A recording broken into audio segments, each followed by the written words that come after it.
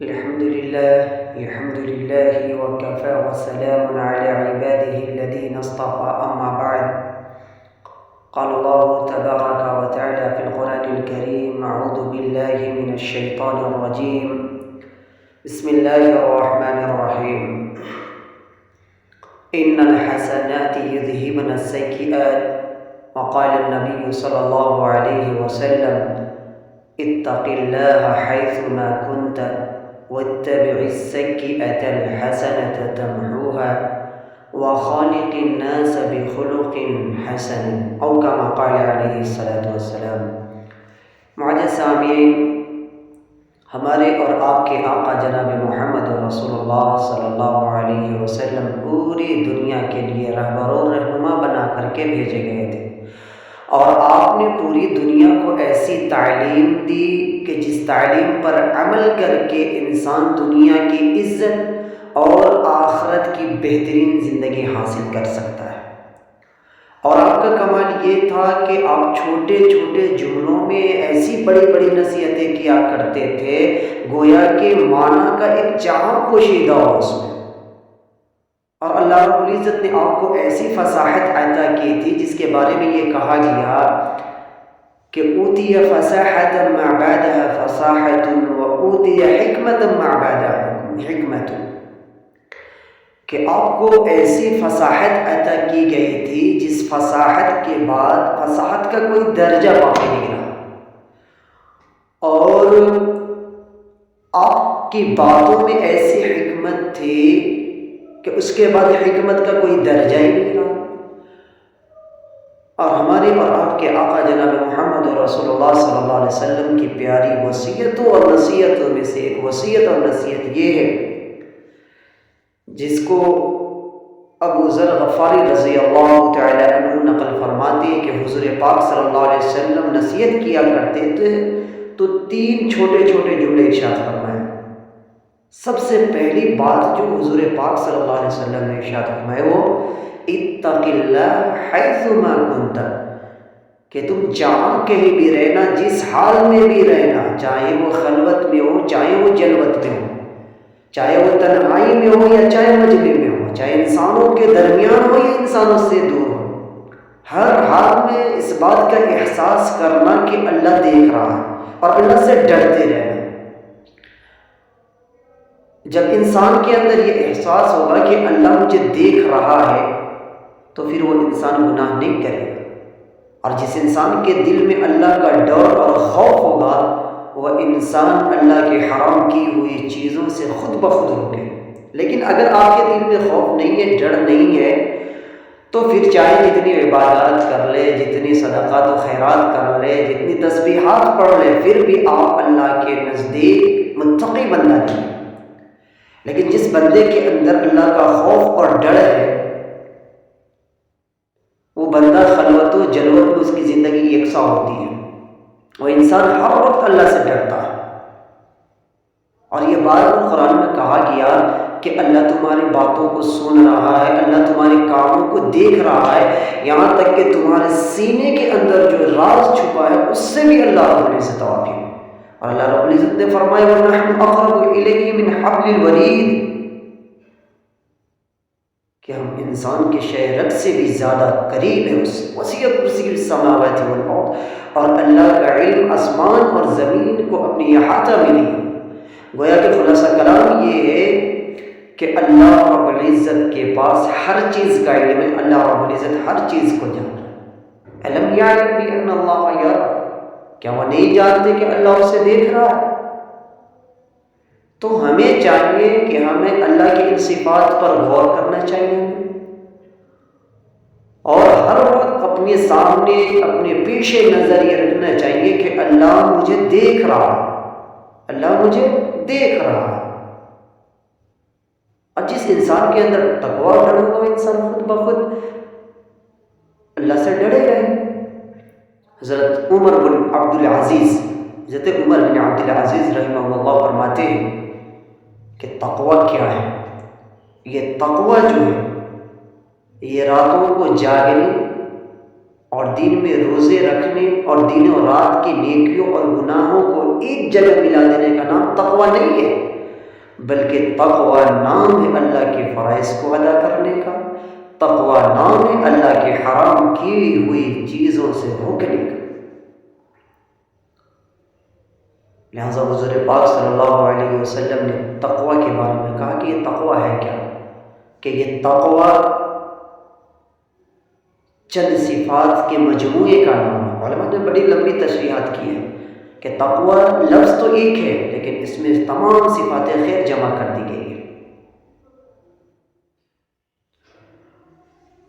تو اللہ کے رسول صلی اللہ علیہ وسلم نے فرمایا، حضرت ثوبان رضی اللہ تعالیٰ عنہ نقل کرتے ہیں کہ میری امت کے کچھ لوگ ایسے ہوں گے جو قیامت کے دن تہامہ پہاڑ کے برابر نیکیاں لے کر کے آئیں گے، لیکن ان کی نیکیاں اسے نہیں بچا پائیں گے۔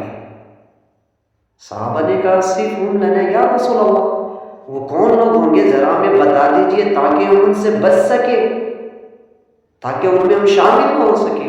حضور پاک صلی اللہ علیہ وسلم نے فرمایا کہ یہ وہ لوگ ہوں گے تمہاری طرح لوگ ہوں گے، راتوں کو عبادت بھی کریں گے، راتوں کو اللہ کے سامنے کھڑے بھی ہوں گے، دعائیں بھی کریں گے۔ اذا خلوا بمحارم اللہ انتہقوها، جب وہ تنہائی میں جائیں گے تو اللہ کی نافرمانی کریں گے، اللہ کے حرام کی ہوئی چیزوں سے وہ نہیں بچیں گے۔ لہذا جس انسان کے اندر تقوی نہیں ہوگا، لوگوں کے سامنے اپنے آپ کو بڑا نیک سمجھے گا، بڑا پارسا سمجھے گا، لیکن وہ تنہائی میں جائے گا تو گناہ کرے گا۔ امام شافعی رحمہ اللہ تعالی فرماتے ہیں کہ 3 چیزیں کمال کی ہیں۔ ایک الجود من قلت، کہ انسان کے پاس زیادہ سرمایہ نہ ہو، کشادگی نہ ہو، پھر بھی اس کے باوجود انسان کے پاس کم مال ہے، پیسہ نہیں ہے، پھر بھی انسان سخاوت کرتا ہے، یہ کمال کی چیز ہے۔ اور دوسری چیز الورع فی خلوت، کہ انسان تنہائی میں ہو، انسان تنہائی میں ہو، لوگوں کے درمیان نہ ہو، اور وہ انسان اللہ سے ڈرے، یہ کمال کی چیز ہے۔ اور تیسری چیز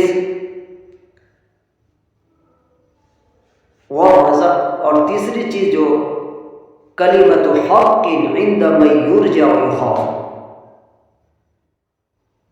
کسی ایسے شخص کے سامنے جو پاور والا ہو، جس سے کچھ امیدیں کی جا سکتی ہو، جس کے طاقت و قوت سے انسان ڈرتا ہو، اس کے سامنے حق بات کا اظہار کرنا، یہ بھی کمال کی چیز ہے۔ یعنی اپنی جان ہتھیلی پر رکھ کر کے انسان صحیح کو صحیح حق بیان کرتا ہے، یہ کمال کی بات ہے۔ تو لہذا ضرورت اس بات کی ہے کہ ہر انسان اپنے اندر خدا کا خوف اور ڈر رکھے، انشاءاللہ تعالیٰ وہ انسان کامیاب ہو جائے گا جس انسان کے اندر یہ ڈر ہو۔ حضرت علی رضی اللہ تعالیٰ عنہ سے پوچھا گیا کہ یہ تقوی ہے کیا چیز؟ تو حضرت علی رضی اللہ تعالیٰ عنہ بہت پیاری تعریف ہے، ہی الخوف من المولا الجلیل، اللہ رب العزت، تقوی اللہ کا ڈر، اللہ کا خوف، والعمل بالتنزیل، اور قرآن کے مطابق اپنی زندگی گزارنا، اور رضا بالقلیل، اور تھوڑے پر قناعت کرنا، والاستعداد لیوم الرحیل، اور آخرت کی تیاری کرنا، اسی کا نام تقوی ہے۔ اور تقوی کے بارے میں اللہ رب العزت نے قرآن کریم کے مختلف آیات میں تقوی یعنی اللہ سے ڈرنے، ان کی اہمیت و تاکید کو اللہ رب العزت نے بیان فرمایا، اور اپنے نبی جناب محمد رسول اللہ صلی اللہ علیہ وسلم کو بھی فرمایا کہ اے نبی آپ ڈرتے رہیے، یا ایھا النبی اتق اللہ ولا تطع الکافرین والمنافقین، اے نبی آپ اللہ سے ڈریے، ان کافروں کے، ان مشرکوں کی باتوں کو مت سنیے، یہ اللہ نے اپنے حبیب کو فرمایا۔ اور کوئی انسان مالدار، یہ جاؤ، منصب، حسب و نسب، مال و دولت اللہ کے دربار میں کام نہیں ہے۔ اگر کسی کے پاس مال، وہ چاہے کہ میں کامیاب ہو جاؤں، کوئی بڑے خاندان سے وہ چاہے کامیاب ہو جاؤں، کامیاب نہیں ہو سکتا ہے۔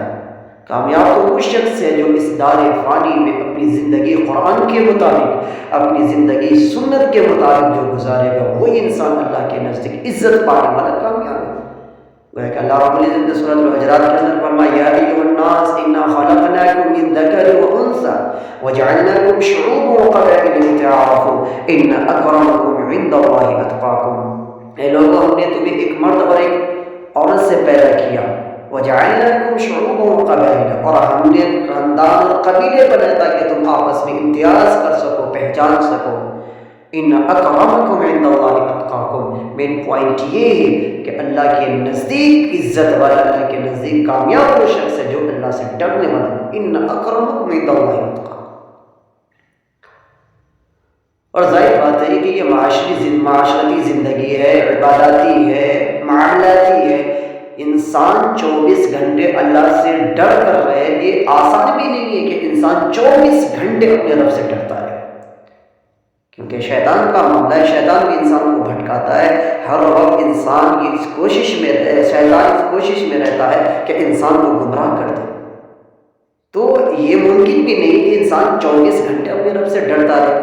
گویا کہ اللہ رب العزت نے اپنے بندوں پر رحم فرماتے ہوئے فرمایا کہ فاتقوا اللہ ما استطعتم واسمعوا واطیعوا وانفقوا خیرا لانفسکم ومن یوق شح نفسہ فاولئک هم المفلحون، کہ جتنی کیپیسٹی تمہارے اندر ہے، جتنی طاقت ہے، جتنے ڈرنے کے لیے کہا گیا اتنا ڈرو اور سنو، اور اللہ کی باتوں، اللہ کے احکام کو مان کر کے چلو اور خرچ کرو اللہ کے راستے میں۔ وانفقوا خیرا لانفسکم، جو تمہارے لیے بہتر ہے۔ اور جس نے اپنے آپ کو حرص و لالچ سے بچا لیا وہ انسان کامیاب ہو گیا۔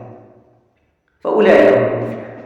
تو گویا کہ اللہ رب العزت نے تقوی کے مختلف فوائد و ثمرات بیان کیے۔ سورۃ البقرہ کے اندر اللہ رب العزت نے فرمایا ھدی للمتقین، کہ ہدایت تقوی والوں کے لیے، اور یہ تقوی جو ہے غموں کی ازالہ اور رزق میں وسعت کا ذریعہ ہے۔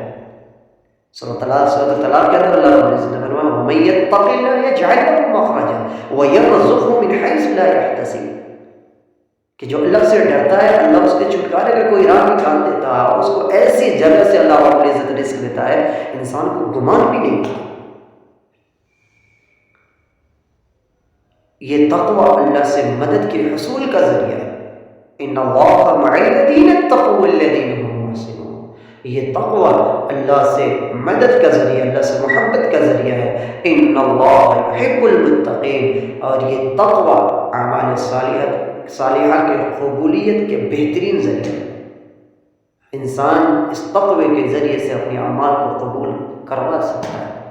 انما یتقبل اللہ من المتقین، اور یہ تقوی جو ہے جنت کے حصول کا ذریعہ ہے۔ ان للمتقین عند ربهم جنات النعیم۔ تو میرے بھائیو، حضرت علی رضی اللہ تعالیٰ عنہ نے جو تقوی کی تعریف کی، اس میں سے ایک چیز والرضا بالقلیل، تھوڑی چیزوں پر قناعت کا، زیادہ چیز نہیں ہے، زیادہ پیسہ، زیادہ مال ہمارے پاس نہیں، کوئی بات نہیں، اللہ کا شکر ادا کیجیے، زیادہ کی تلاش میں مت رہیے، اس لیے کہ زیادہ کی تلاش میں جو رہتا ہے انسان، گویا کہ وہ دنیا کی کیا